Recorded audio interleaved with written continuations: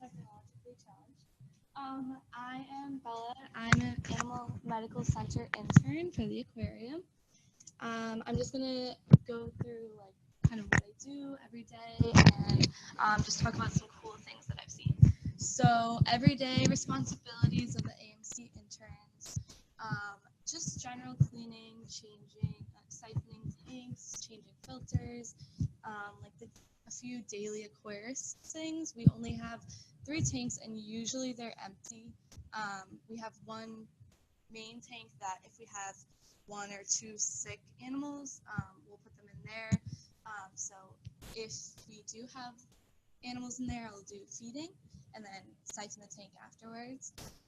Inventory is a big part of my day. We have a pharmacy, so we have to make sure that all of the drugs, like injectables, like any eye drops that we would give the fish, any medicine has to be accounted for.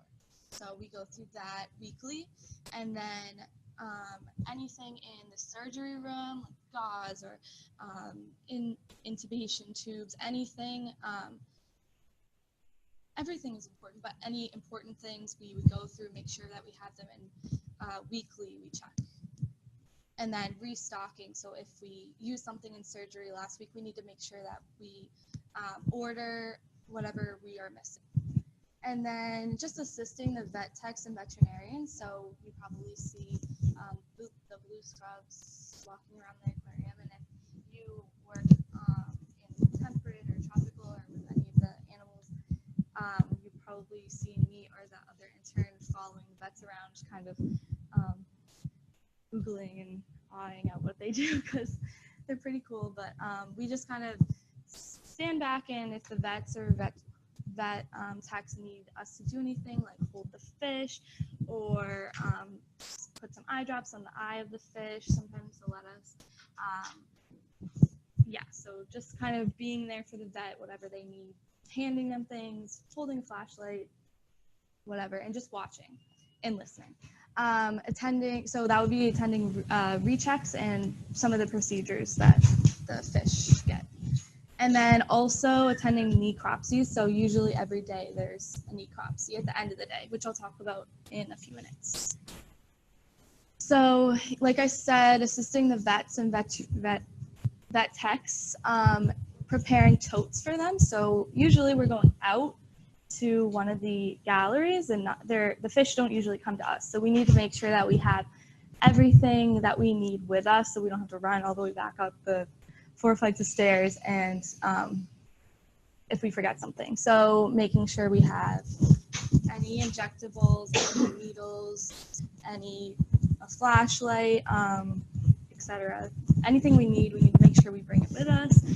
And along with that, I usually help to hold or restrain the animal once we sedate them. Sometimes I draw up injections, usually help to prepare the sedation. So if the fish needs to be sedated, usually it does, depending on the situation and what the procedure is. We measure out the amount of MS-222 that we're going to need, and bicarb, basically making sure that we do the math correctly so that it's the right amount for the right size fish. And then sometimes taking heart rate or respiration if we are sedating an animal and we need to have them out of the water, like this picture. I'm holding a tube right there, which is running sedated water through the gills of the ray. So making sure I was every few minutes checking underneath the animal to make sure that water is still running through their gills, and because 1, just to keep them alive, obviously, and 2, making sure they're still sedated, because that's really important when we're doing something like removing calcifications on the surface of the fins. So just a few pictures of like what a caddy would look like, what tricaine or MS-222, which is the sedation powder, and then just restraining or holding a fish, and then kind of what our pharmacy looks like. So necropsy, I really like. It teaches me a lot. It's unfortunate that we have animals that die in the aquarium, but it's definitely a learning experience, so it doesn't go to waste. So every time an animal dies in the aquarium, they come to necropsy unless it's like a school fish. So if we have if we have a herring come and there's like 4 herring, we usually just do 1, or we do a percentage of the school fish that would come in, just because there might be a lot of them. And we use the necropsy to determine cause of death. So we want to know why they died, and then use that information to say, oh, maybe there's a parasite in that tank, we should treat the water, or maybe we're feeding the fish the wrong type of food and they are too fatty and we should do this type of treatment. So we do a gill clip and skin scrape and a GI squash and look at all of that underneath the microscope, and it kind of tells us if there's any parasites present, and then we can kind of decide what our next step would be. And then if we have like no idea what happened to the fish and we're interested, we can take samples and send it off to a lab that will look at pieces of organs or brain even, and give us more information about the animal. So we also have some intern projects that we have to do. Sometimes there's downtime if there's no checks or anything going on. I can do my project. So we have to do a parasite booklet. So there's a big emphasis on parasites.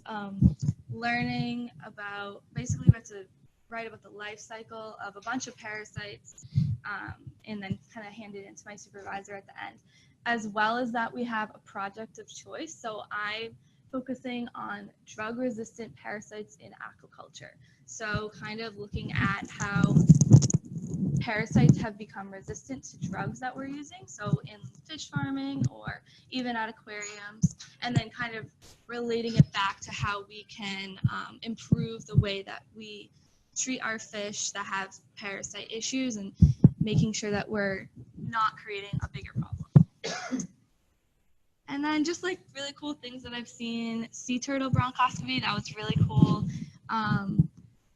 I got to just like take notes and stuff and just watch and make sure that we were taking heart rate, and then waking up the turtle at the end of the surgery was really cool. I've never touched a sea turtle before, so just making sure that they had a smooth recovery before we sent him back to what's whole butterfly fish inoculation. So they had to remove the eye of the butterfly fish, which was pretty cool to watch.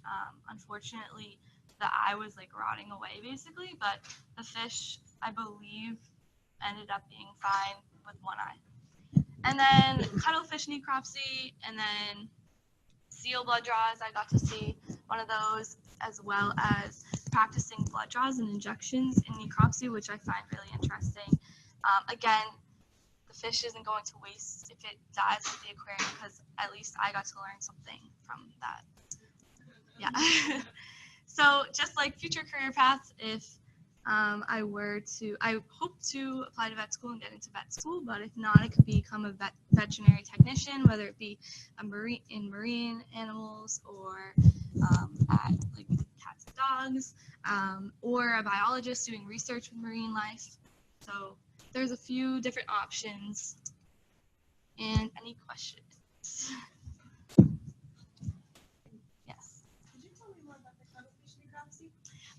Yeah, that was really cool.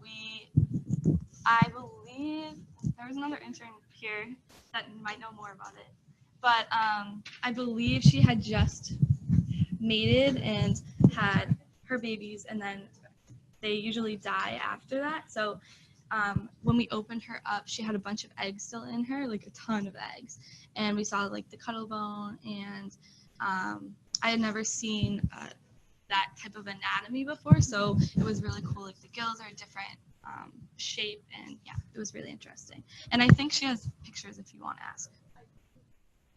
Yeah. All right, thank you.